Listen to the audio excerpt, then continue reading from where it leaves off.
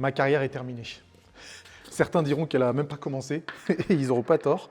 Mais là, ma carrière est terminée. 2024, c'était pas terrible, hein. La première moitié de l'année, pas mal.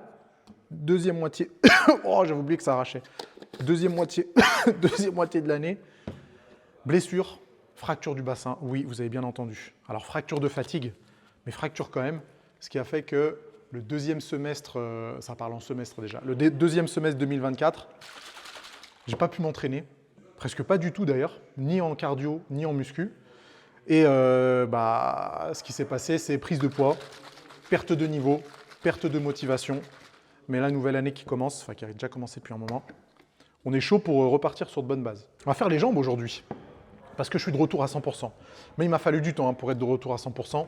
J'ai fait des séances toutes pourries en fin d'année 2024, parce que la douleur au bassin, elle était insupportable. Ce qui s'est passé, c'est que janvier 2024, je me suis blessé en faisant de la course à pied, imaginez. Comme quoi, hein, ça ne manquait pas. Je ne me suis pas blessé en faisant de la muscu.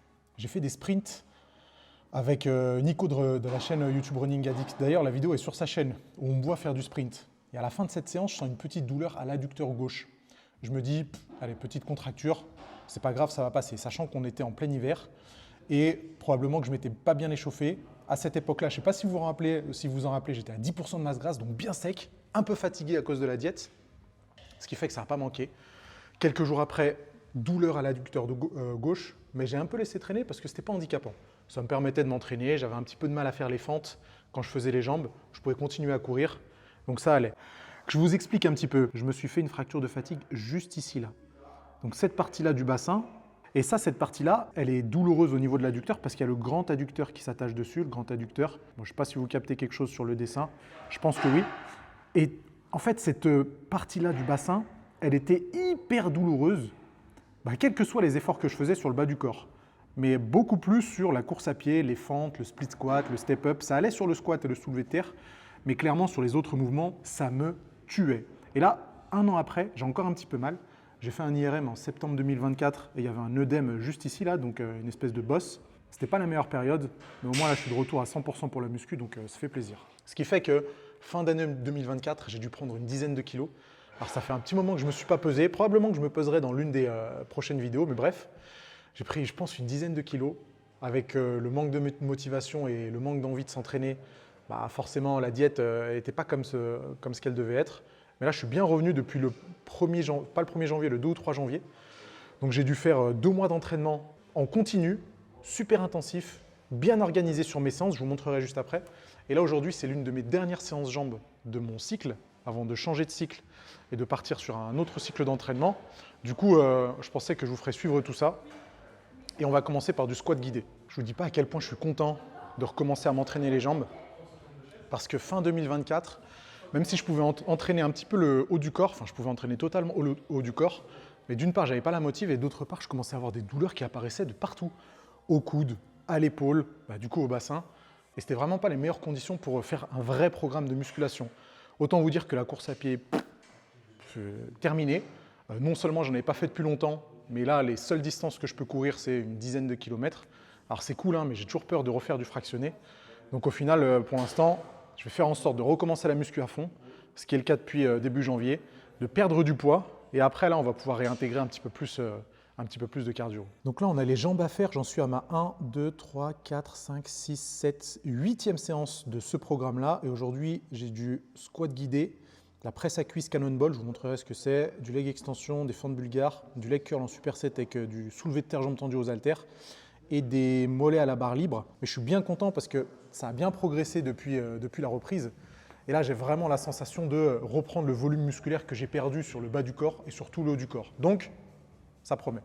Je me suis aperçu que très tard que c'était une fracture de fatigue parce que les 6 premiers mois de 2024, du coup, j'ai continué à m'entraîner assez souvent, genre une dizaine, une douzaine de fois par semaine, avec 4-5 séances de cardio par semaine, plus 6-7 séances de muscu par semaine.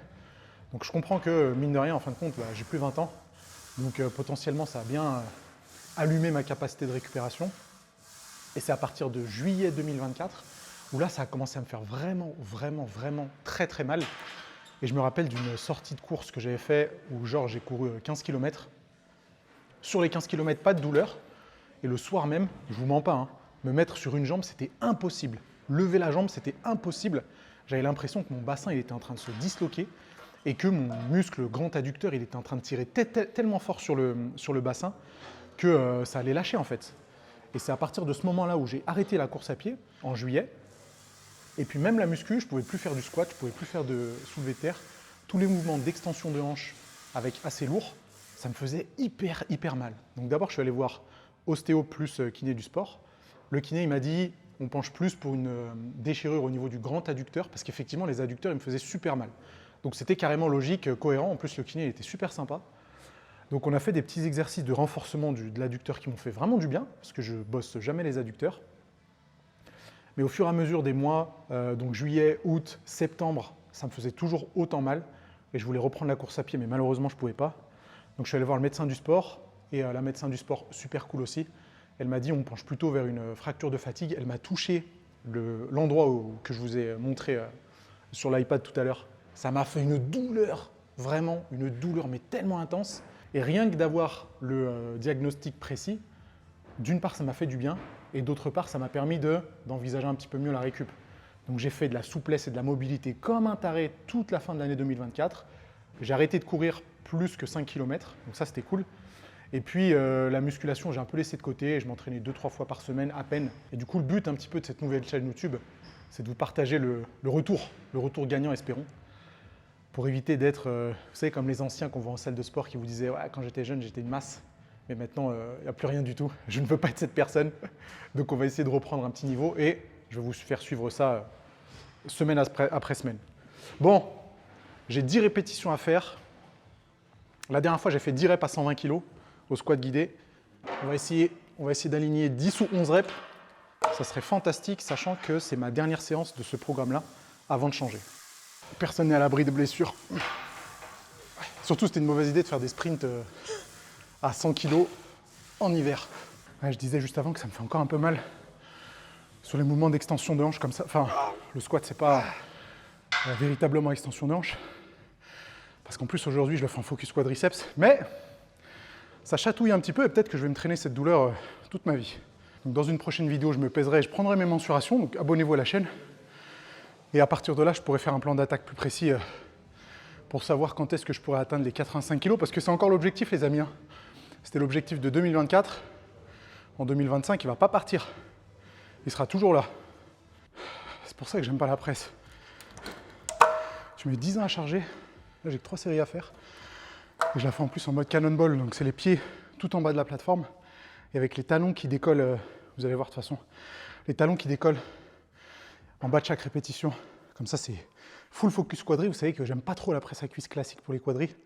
Je préfère la faire pour les fessiers. Mais pour avoir quand même une bonne variante quadri, je descends les pieds, je décolle les talons et feu. Là, la dernière fois, j'ai fait des séries de 13 à 1, 2, 3, 4, 5, 6. Ça fait quoi? 6 x 2, 1, 240, 260. J'ai fait des séries de 13 à 260. Donc là, on va essayer de partir sur 14, 15.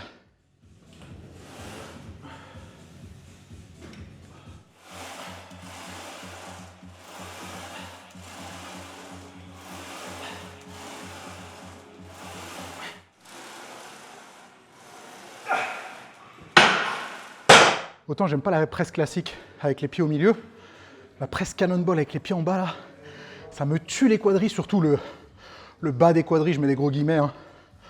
Ça me flingue et là c'est fantastique. J'ai fait 14 reps la première série, 12 reps la deuxième série, donc on est pas mal. Là sur mon programme j'ai 2 séances upper, 2 séances lower. Ça c'est la première des 2 séances lower qui est un peu plus focus quadriceps. Et la deuxième séance lower, elle est un peu plus focus fessier ischio, parce que j'aimerais bien développer ça un peu plus. Je pense que les quadris, ça va. Bah, si morphologiquement, j'ai pas les quadris les plus longs du monde, mais je pense qu'il y a un truc à faire sur fessier ischio. Donc je les martyrise là, avec ce programme-là. Et puis 2 séances upper classiques, mais je vous montrerai de toute façon à la fin de la vidéo à quoi ça ressemble. Et putain que ça fait du bien de retrouver des sensations sur les quadriceps et de pousser un peu de poids, parce que bon, mine de rien, c'est pas ce que je poussais avant, mais on commence à devenir pas trop mal. Et ça, c'est officiellement le dernier exercice quadriceps. Après, il y a des fentes bulgares, mais ce sera plus pour les fessiers. Ah, allons-y.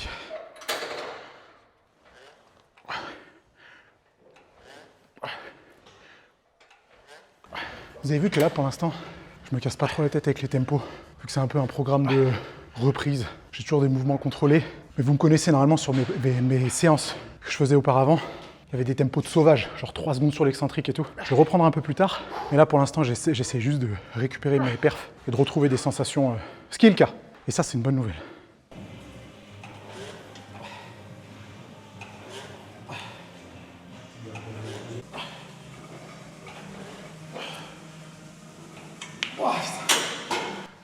Oh, j'aurais pu aller la chercher celle-là. Feignant que je suis. Oh.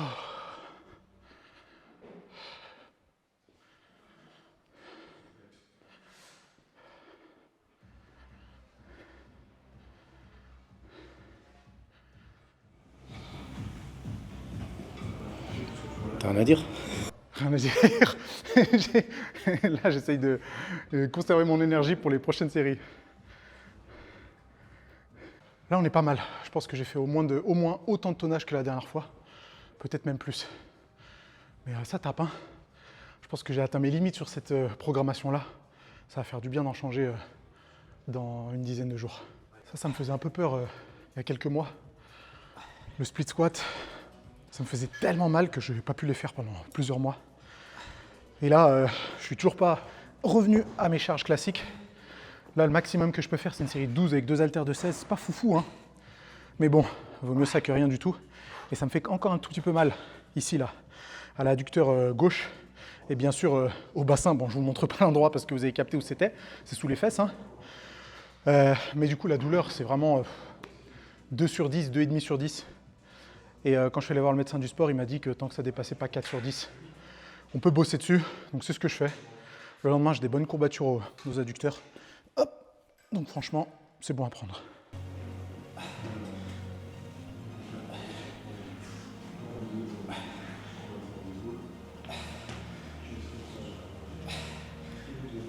C'est cool d'avoir une nouvelle chaîne YouTube sur laquelle poster des entraînements un petit peu plus raw, entre guillemets, avec moins de montage et surtout mes propres entraînements. Parce que vous l'avez vu que je ne le fais pas sur ma chaîne principale, je l'ai presque jamais fait. La dernière fois, ça doit remonter à 2015 ou 2016. Donc là, c'est cool, je pourrais poster plus régulièrement, plus souvent, pour que vous puissiez voir un peu l'évolution. Un peu dans la même veine que la vidéo que j'ai fait où je passais de 15 à 10% de masse grasse, où le tournage était étalé sur 6 mois. Mais du coup, vous avez eu qu'une seule vidéo de 15-20 minutes. Là, je pourrais le faire plus facilement, répondre à vos questions dans les commentaires, vous expliquer le pourquoi du comment de mon programme, pour que d'une part, vous puissiez vous en inspirer, et d'autre part, que vous voyez aussi un petit peu comment je m'entraîne, comment je mange, etc. Là, c'est une période cool du programme de muscu, parce qu'évidemment, vu que j'ai repris, j'arrive à faire mieux à chacune de mes séances. Je vous montrerai sur mon tableau de mon carnet d'entraînement juste après. Donc ça, c'est cool, ça fait du bien parce que ça permet d'avoir une meilleure motivation. J'ai envie de tout arracher à chaque fois que je vais à la salle. Ça fait vraiment plaisir. Et le truc aussi qui a beaucoup changé, c'est que je m'entraîne beaucoup moins. Je vous ai dit que début 2024, je pouvais faire une douzaine de séances par semaine, voire même parfois 14, 2 fois par jour, 7 jours sur 7. Là, je suis plus à 4-5 séances de muscu pur par semaine. Donc j'ai le temps de récupérer, j'ai le temps de prendre plaisir à faire mes entraînements. Ça fait trop du bien en termes de motivation, ça fait du bien en termes de performance aussi. Et puis, je pense que je vais attendre un bon moment avant de recommencer à m'entraîner aussi souvent qu'avant. Donc là, hors de question que je fasse le matin cardio et l'après-midi muscu. Je fais une séance par jour, 4-5 fois par semaine. Et j'envisagerais augmenter un petit peu le volume d'entraînement et la fréquence, je pense, à la milieu du printemps. Genre mi-mai, je pense que ce sera une bonne période. J'aurai déjà perdu un peu de poids. J'aurai bien récupéré toutes mes perfs. Et recommencer à augmenter la fréquence. Mais là, c'est bien. C'est une période que j'apprécie et qui fait du bien.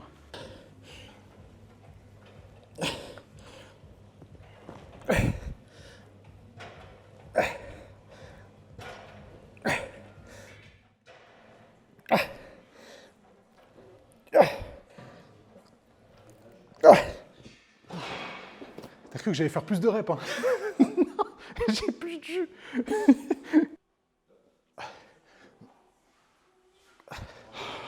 Là, il y a une question existentielle. Est-ce qu'on fait les mollets? Il reste qu'un exercice.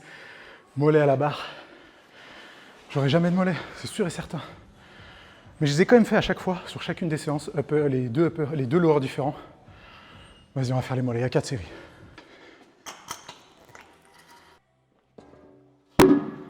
pas si vous avez déjà essayé de faire les mollets avec une charge libre comme ça.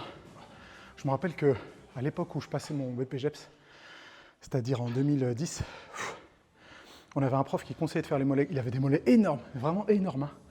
Il conseillait de faire les mollets comme ça, sans stabilité, pour bosser les muscles stabilisateurs.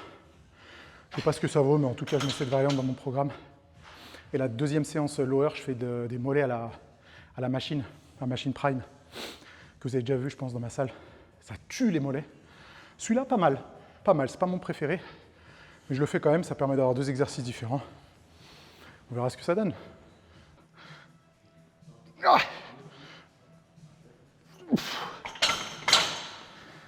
ok, terminé. Là, je suis bien content parce que j'ai fait un total de 30 séances depuis début janvier. Et là, on est le 21 février, on n'est pas le 20 février. Donc, 30 séances depuis janvier, ouais, ça doit faire une moyenne de 4 séances par semaine à peu près. Et j'ai augmenté mes charges presque à toutes les séances, enfin je crois même à toutes les séances. Et j'ai plein de choses à vous montrer sur cette chaîne. Non seulement ce que je mange, parce que là, je suis à peu près depuis le 1er janvier à 3000 calories par jour, mais je vous montrerai le détail de mon plan alimentaire. Après, le truc, c'est qu'il y a le ramadan qui commence au mois de mars, donc ma diète, elle va changer pendant ce mois-là. Mes entraînements aussi vont changer pendant ce mois-là, mais je vous montrerai quand même exactement ce que je fais, ce que j'ai fait depuis le 1er janvier et ce que je ferai pendant le mois du ramadan au mars. Et j'ai vraiment hâte de vous partager un peu plus de mes entraînements perso, parce que s'il y a bien un truc que j'ai envie de faire en 2025, c'est de tout optimiser sur la musculation, parce que j'ai un objectif précis en tête. Je vous en parlerai dans la prochaine vidéo, un objectif très très sérieux que je voulais réaliser en 2024, mais bon, malheureusement, avec la blessure, c'était un peu plus compliqué. Et comme j'ai pas pu prioriser la muscu, au final, ça valait pas le coup. On va le faire en 2025 et je compte bien vous faire suivre tout ça avec ces vidéos. Donc j'espère que vous répondrez à l'appel. Donc n'oubliez pas de vous abonner à la chaîne et d'activer les notifications, comme ça, vous ne ratez rien. Pour vous dire, ce programme, ça fait un petit moment que je l'ai, depuis 2024, parce que c'était bien l'objectif Road to 85 kg, et j'ai toutes mes séances depuis un petit moment. Hein. Et de toute façon, si ce n'est pas sur ce fichier, je les ai dans un autre carnet d'entraînement. Et actuellement, j'ai un upper 2, un lower 1, un lower 2. C'est celui que je viens de faire aujourd'hui. Et vous voyez la progression sur les différentes séances. Ça, c'est la séance 1. Ça, du coup, c'est la séance 8. Sur cette colonne-là, hop, on a le tonnage, donc le nombre de kilos que j'ai soulevé par séance. Sur cette colonne-là, on a le nombre de répétitions totales que j'ai fait en ajoutant tous les exercices. Et ici, on a les kilos par répétition. Donc c'est une variable dont on se fout un petit peu, mais moi j'aime bien la voir. Parce que si cette variable-là, elle augmente, bah, c'est une garantie de bonne surcharge progressive. Et là, on le voit que j'ai commencé avec 253 reps, je finis avec 258 reps, on reste dans la même fourchette. J'ai presque doublé les kilos par répétition, donc ça c'est parfait. Et je suis passé de 14 tonnes à presque 26 tonnes. Donc, j'ai qu'une chose à dire, là on discute. Donc ça, ce n'est pas des variables que vous devez traquer dans votre programme d'entraînement. Hein. Le tonnage, ça suffira largement. Mais bon, personnellement, étant donné que c'est mon métier, que j'ai envie aussi de faire des petites expérimentations, donc je le fais, je le partage avec vous, je le partagerai aussi sur mon prochain programme de musculation. Comme ça pourra vous donner un petit peu d'inspiration et vous pourrez suivre en temps réel mes progrès en musculation. Et ça, c'est cool. Et dans les prochains épisodes, je vais vous partager ma diète. Je vais aussi vous partager mes mensurations parce que ça sera le point de départ officiel de la transformation, mon nouveau programme de musculation et je vais vous parler un petit peu plus de mon objectif précis.